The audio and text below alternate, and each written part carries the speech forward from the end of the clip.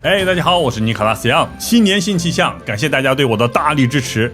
最近我斥巨资购买了一套专业设备，可以深度还原团长磁性的声音，给大家带来360度沉浸式享受。今天录制节目的日期是大年初一，为了给我们优秀天才团拜年，团长今天特别企划了一次新春外景，还隆重邀请了一位重量级嘉宾，一起带大家参观一下马六甲海峡最神秘的地方之一——新加坡。新加坡虽然特别发达，但是这里真的有来自远古神秘的秘密，而且还和古埃及有关。今天我们邀请了一个隆重的神秘嘉宾，他就是噔噔噔噔。嗨，噔噔，大家好。请问您是哪位？我是尼可拉斯杨的头号粉丝，噔噔噔。这是我们的头号粉丝啊，我们的 number 天字1号粉丝，他就是尼可拉斯杨的小娇妻，是不是？是不是？是吗？谁可以证明？谁可以证明？亲一下，亲一下就证明了。今天我们要给大家探索一下新加坡的神秘远古的秘密，所以呢，今天我们先给大家拜个年，祝大家新春快乐，五福临门，万事如意，事事顺意，恭喜发财，财源滚滚，耶！好了，现在呢就跟着我们来，我们先去前面的新加坡河，去探索一下秘密。所有的秘密都是从新加坡河开始的。我们现在出发！出发！现在我们的摄制组出现了一点突发状况，我们的摄影总监尼克拉斯小杨现在已经罢工了，摄影师罢工了，拍视频太累了，所以现在摄影师由我们的Michelle 倩啊，我们的尼克拉斯杨的头号1号粉丝来进行摄制。我给大家看一下，这就是这边就是新加坡河。新加坡河全长3.2公里，虽然不是很长，但是它是新加坡一切历史的源头。在遥远的古代，第一批人类进入新加坡原始雨林，从零开始建立村庄的地方，就是在新加河旁。最早记载新加坡的古代文献是1365年的爪哇史颂，它写在棕榈叶上，梵语叫做 Nagara Tagma， 纳迦之光的繁荣之路。Naga 的意思是纳迦蛇神，拉的意思就是光，和古埃及的拉太阳神的意思是一样的。Nagara 连在一起，在梵语中也是王权、国家、城市的意思。Nagara Tagma 记录了14世纪东南亚最强大的海上帝国 Majapahit 满者伯夷帝国在当时最繁荣的景象。当时新加坡是满者伯夷的附属国。在爪哇史颂中，新加坡被称为 Temasek 淡马锡，意思是被海水环绕的地方。满者伯夷帝国的首都就在淡马锡东南面的印度尼西亚爪哇岛东面。但是有一个非常奇怪的事实，就是在爪哇岛的中间，在这厚厚的火山泥土之下，埋藏了一个亚洲最大的金字塔，世界上最大的佛教寺庙，名叫 Borobudur 博罗浮屠。而且在这里也有和古埃及、南美洲欧麦克文明一样，也发现了很多高达3.7米的巨大巨人石像，它们重达10吨，非常奇怪。所以问题就是，古代人为什么要在一个岛上的丛林之中建造如此精密复杂的建筑和雕像？或者我们可以猜想，在远古东南亚这一片岛屿，它们也许不是岛屿，而是连接在一起的一片大陆，远古文明就生存在上面。在近代，第一位发现博罗浮屠金字塔的就是来自英国的 Stanford Raffles 爵士，他也是新加坡最著名的历史人物。我们拍影片所在的地方就是新加坡最核心的中心，名字就叫来福士坊，就是以斯坦福来福士爵士的名字命名的。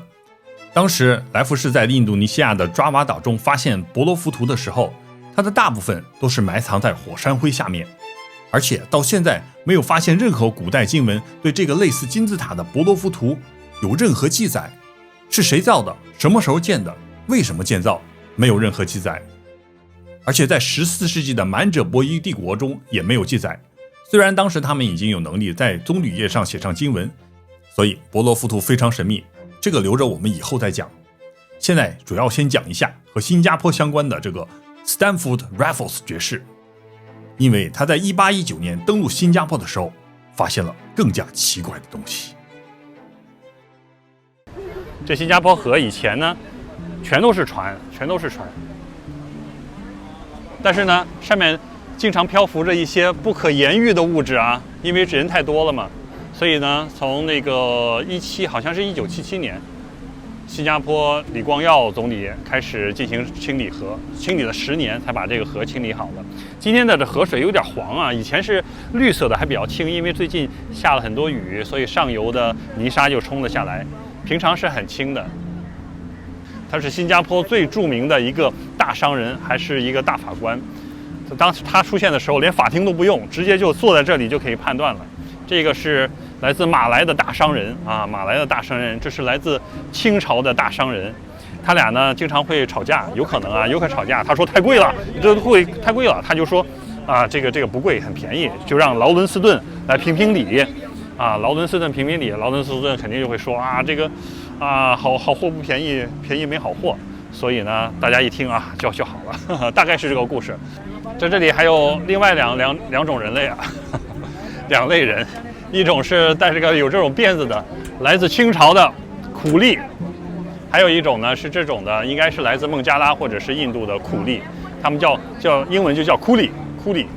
因为在新加坡已经废除了奴隶制度，但是呢会有一个苦力法案，就是呢有些人就欠了债了，或者是来南洋打工，他欠了很多债，所以呢就把他就跟他的雇主要签合同，要规定在合同里要干多长时间，支付多少工资，然后呢他就进行出力，这叫苦力条约。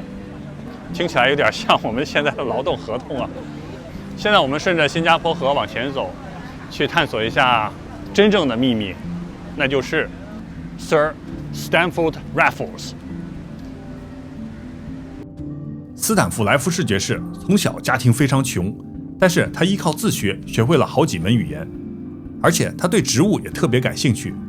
在东南亚地区发现的大王花，英文 Rafflesia， 就是当年莱夫士爵士在苏门答腊岛发现的。莱夫士这个人不但非常有胆量，而且非常有头脑，意识层次比较高。在19世纪，印尼、马来西亚还有新加坡全部都是雨林，蚊子疟疾到处都是。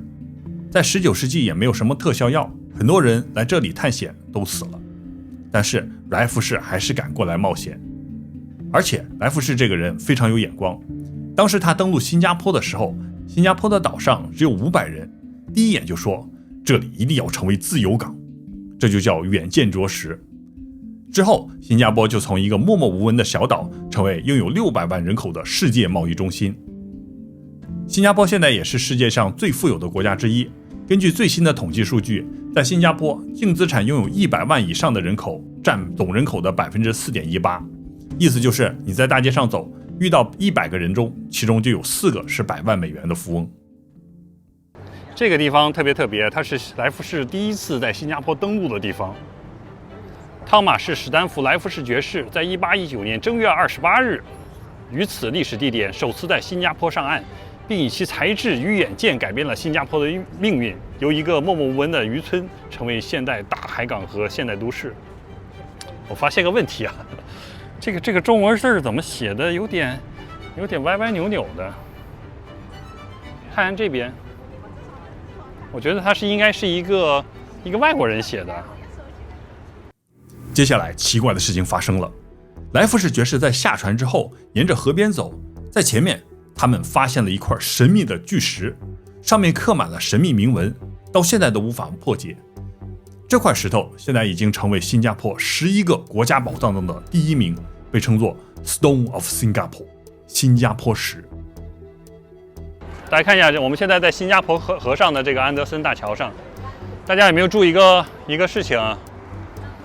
就是在这河里，这个突然就凸出来一块地方，它是空白的地方凸出来，现在封住了，不让人进去，一个非常神秘的地方。为什么它这个地方要凸出来呢？这个地方叫做 Rocky's Corner 啊，落基角。现在这一点挡住了，前面就是 Rocky's Corner。在1819年的时候 ，Raffles 派了一队孟加拉水手就在这边，他要清理出一片空地，来建一个不是军官的，要建一个 water house， water house，water house 就是在这里把这个取一些淡水给这个船进行补充水分然后他们就过来清理的情里发现前面这个树林里这有很多树嘛，像这儿有很多树，突然就出现了2块非常大的石头，每块石头是长3米、宽3米、高3米那么高，特别大。而且石头因为年代久远，它们呈40度夹角都陷下去了，可能是这样的40度夹角。他们发现了那个石头底下还放了很多的祭品非常吓人，不知道什么祭品没有说。然后他们一下就看到了石头，就赶紧的吓得疯了一样就往外跑就跑出去了。那块石头就是新加坡石，新加坡的国宝 National Treasure， 新加坡的国宝，看一下就在这里。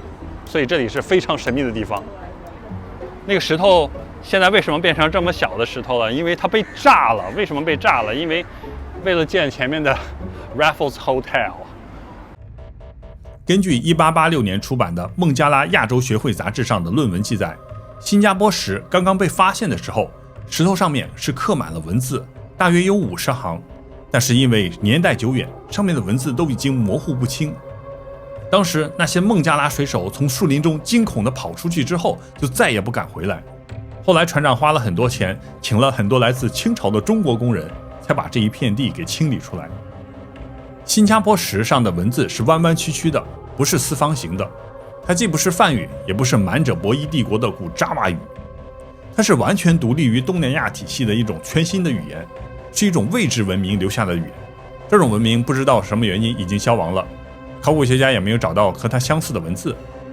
根据现在的考古论文说，这种铭文有可能和古希腊的一种语言比较相近，但是也没有破译出来。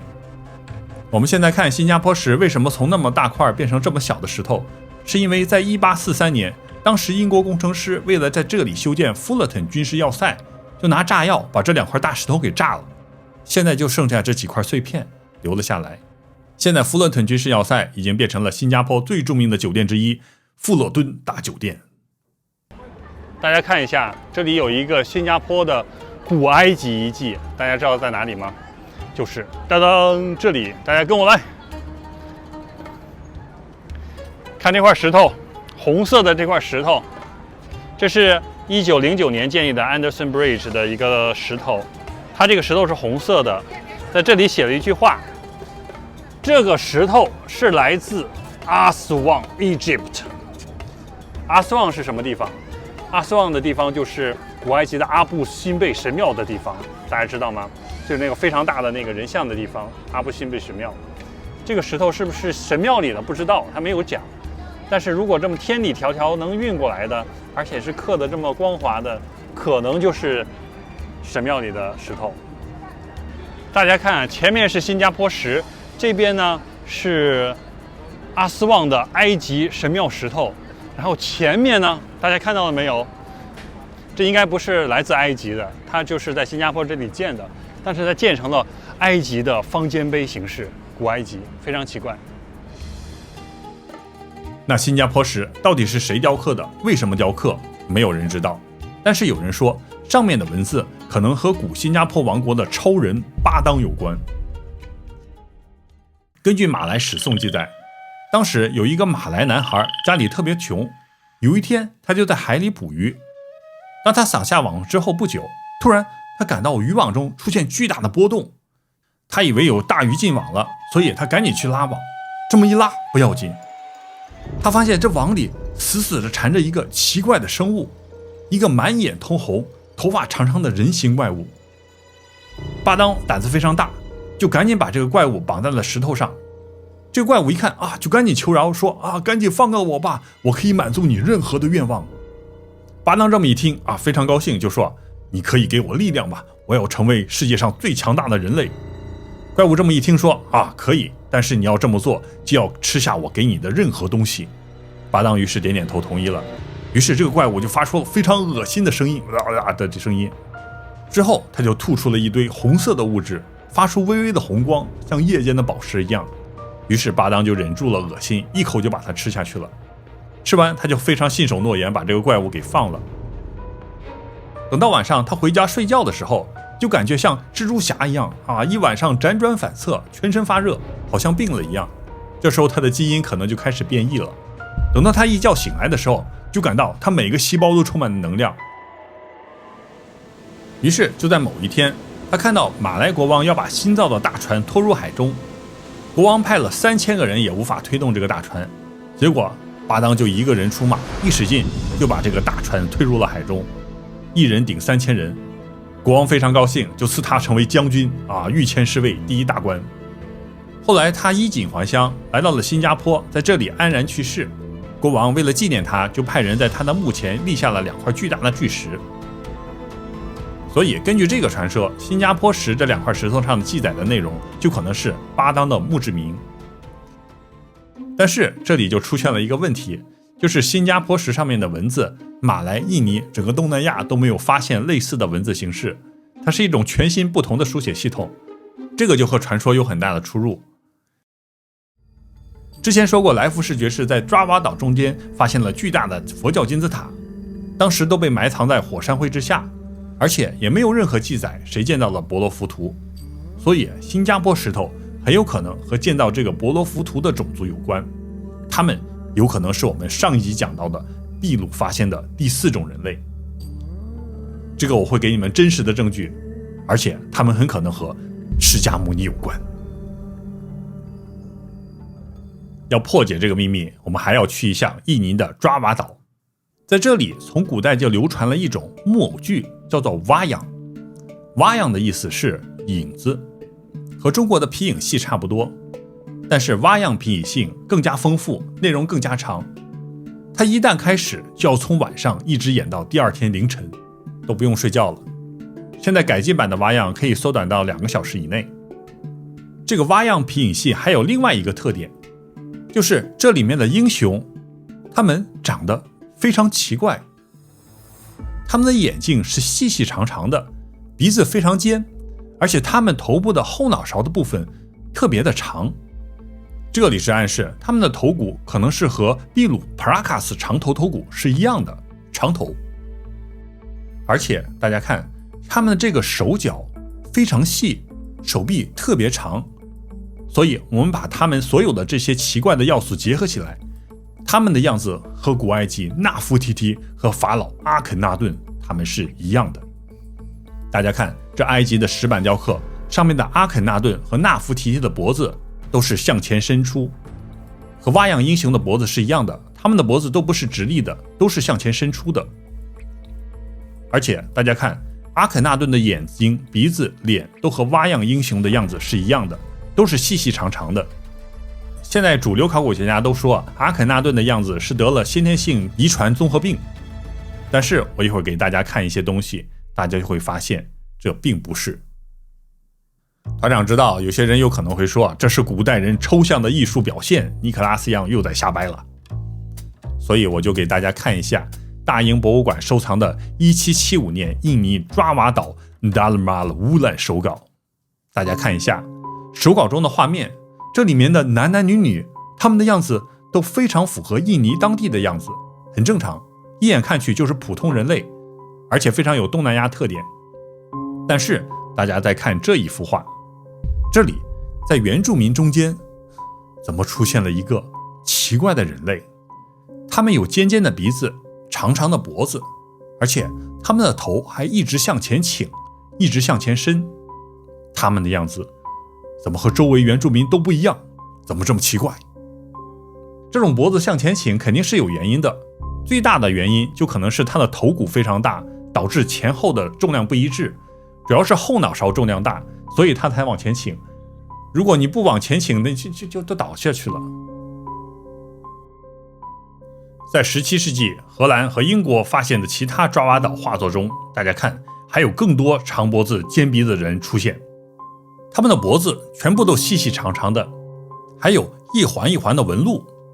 这个脖子上一环一环的样子其实是有记载的，在佛教经典《方广大庄严经》中有详细描写，而这个经文描写的是释迦牟尼的母亲摩耶夫人。王之圣后名曰摩耶，未尝孕育，唇色赤好如平婆果，静如螺旋，美若红泥。摩耶夫人的嘴唇和平婆果一样红，她的脖子好像螺旋一样，一环一环的，美的好像红泥龙一样。经文还在后面讲到，其肩端好，其臂雍长，肢体圆满，肤彩润泽。这里就强调摩耶夫人的肩膀非常端正平直，她的手臂非常非常长。这种描述就和抓娃手抄本的画的是一模一样的。大家看这些人，他们的肩膀都是非常平的，但是他们的手臂都是细长细长的，就和经文中的其肩端好，其臂雍长是一样的。而这种形象也是和古埃及的阿肯纳顿还有纳夫提提他们也是一样的。讲到这里，我再给大家看一下泰缅边境的巴东族。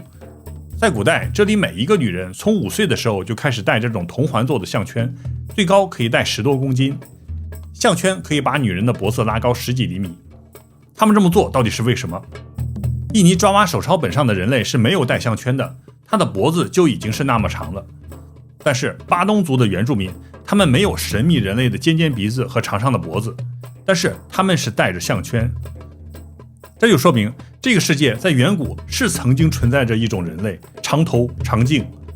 巴东族人看到了就去学他们，戴上项圈把脖子拉长，而爪哇岛的原住民看到了，就把他们的故事做成了蛙样皮影戏，留给后世祖孙们看。也许这就是一个线索，爪哇岛手抄本中的奇怪人类很可能是在新加坡这里树立了新加坡巨石，而巨石上的文字就是来自他们远古的语言。团长在这里讲蛙样皮影戏，其实还有一个重要的线索，就是在这里面其实有一段故事，它是和新加坡另外一处神秘景点有关，那就是最著名的鱼尾狮。而且大家知道吗？从世界各地来到新加坡看鱼尾狮的人都要做一个神秘的仪式，才能证明你来到新加坡。这个仪式就是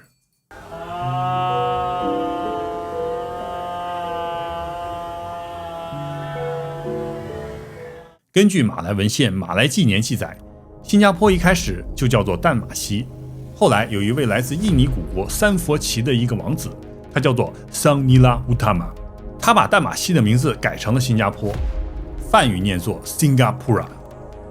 当时三佛齐古国全部使用梵语，王子桑尼拉乌塔玛在梵语中被称作 Bhuvana， 意思是天界、人界、魔界3界之王。书中记载，在1299年，王子乌特玛站在山上打猎，突然他看到在远处的海里有一片白色的沙滩，非常漂亮。他就问：那是什么地方？他的大臣就回答说：自古那里就叫做淡马锡。王子就很好奇，想坐船就过去看看。结果他们一出海就遇到了暴风雨掀起了滔天巨浪，马上就要把船给掀翻了。这时王子赶紧就把自己的皇冠给摘下了，一下子扔进了大海，说这是给海神献祭的宝贝。结果真的，当王冠沉入海中的那一刻，暴风雨就立刻停止了。于是王子就松了一口气，赶紧登上了淡马锡岛。当时他们在一片平地上登陆，平地上是一大片草地，这片草地就被称作帕当巴东草场。这里就是传说中的巴东草场。鱼尾狮就是在这个巴当草场发现的。这巴当草场前面的，大家看现在是一些马路之类的，但是在很久很久以前，这个草地这前面都是沙滩，然后走过去前面就是大海，前面的金沙酒店都是填海造陆的，以前这边都是海，所以这个草场呢就一下就是它就可以进入海里，所以鱼尾狮实际上是从这里出现的啊，大家记住。所以这个草场非常奇怪，神迹啊，神秘之地。这就是巴东草场的全景，好几个足球场那么大，非常漂亮哦。巴东是新加坡旧国会大厦门前的这一大片草地，风景特别优美。新加坡历史上各种重大纪念、国庆表演都在巴东草场上进行。这里真的是从远古到现在，每天都在见证新加坡的历史。当时王子走进巴东草场的时候，突然他看到有一只巨大的狮子从草地后面的树林中出现。其实那不是狮子，在马来史颂中描述，这头狮子头是黑色的，但是它身上长的全是红色的皮毛。看到这个奇怪的生物，王子乌塔玛就很惊奇，就赶紧问：那是什么？他的大臣就说：这叫做 Singapura。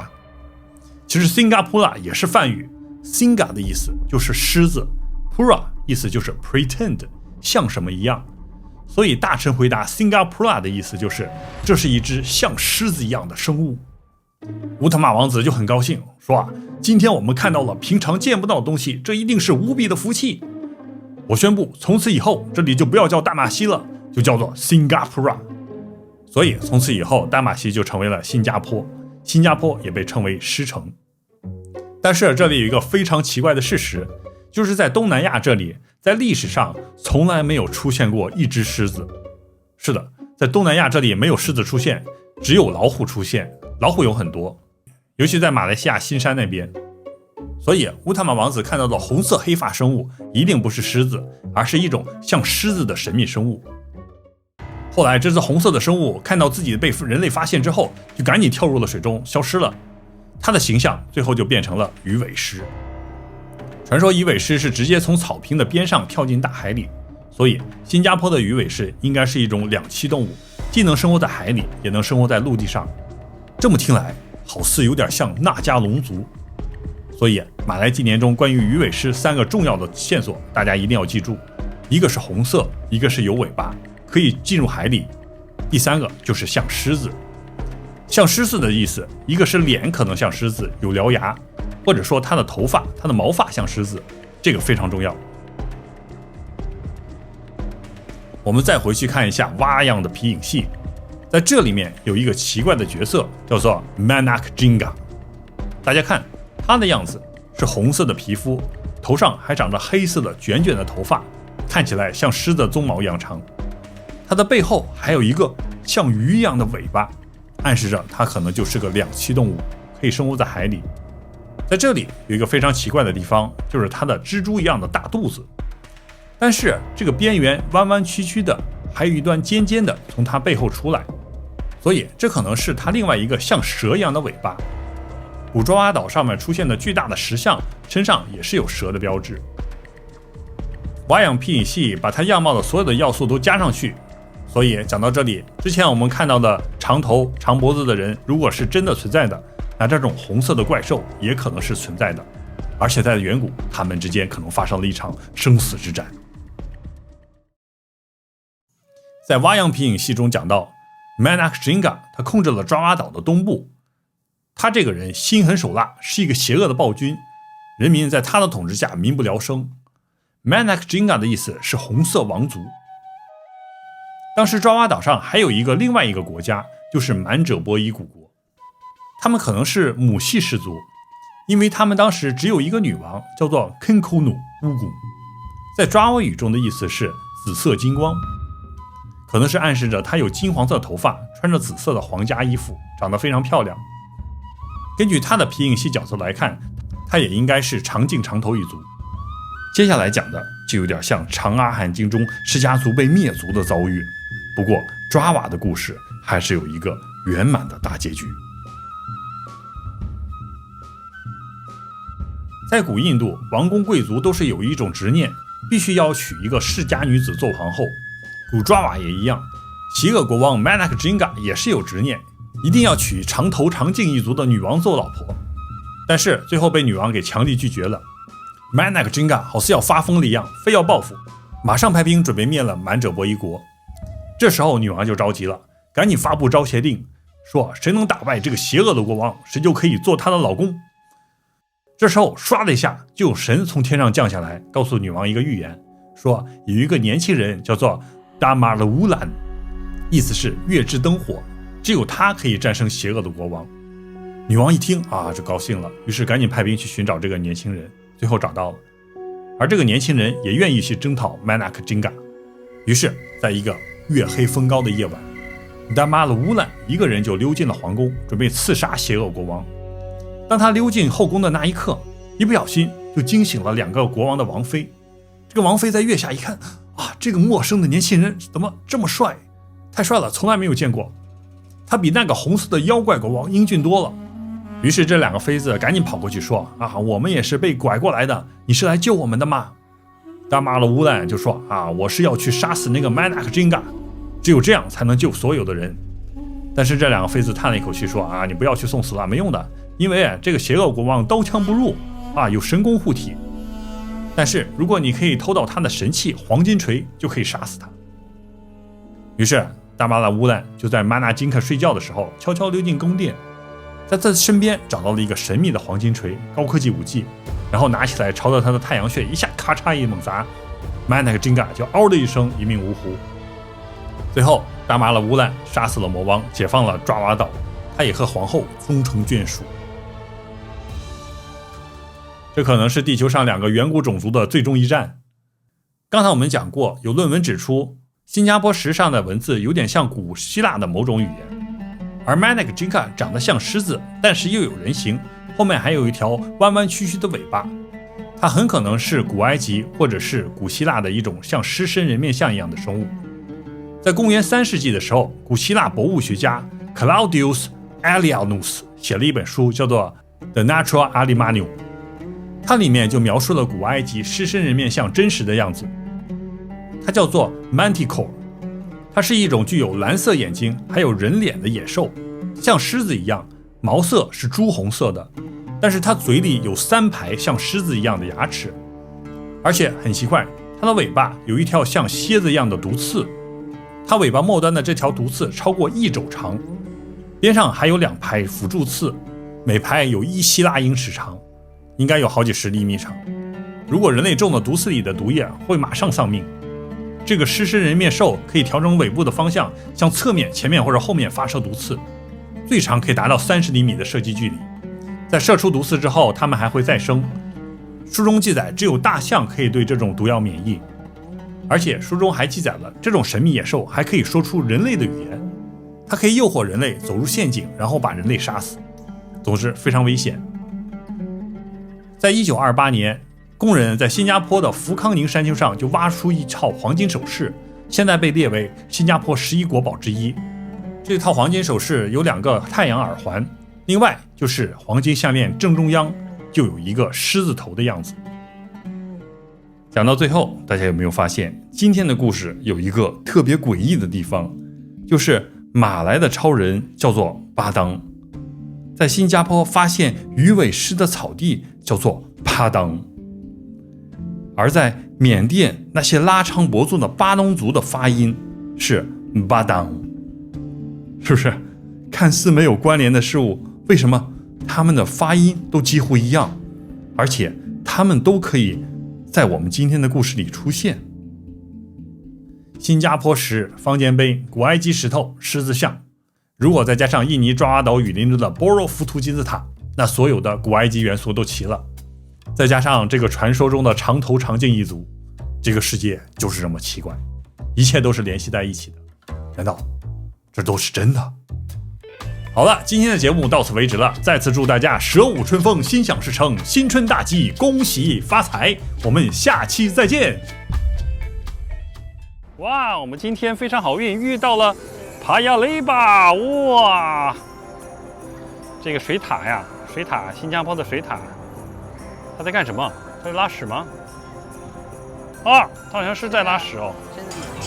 高兴了，打游戏高兴了。大家再见。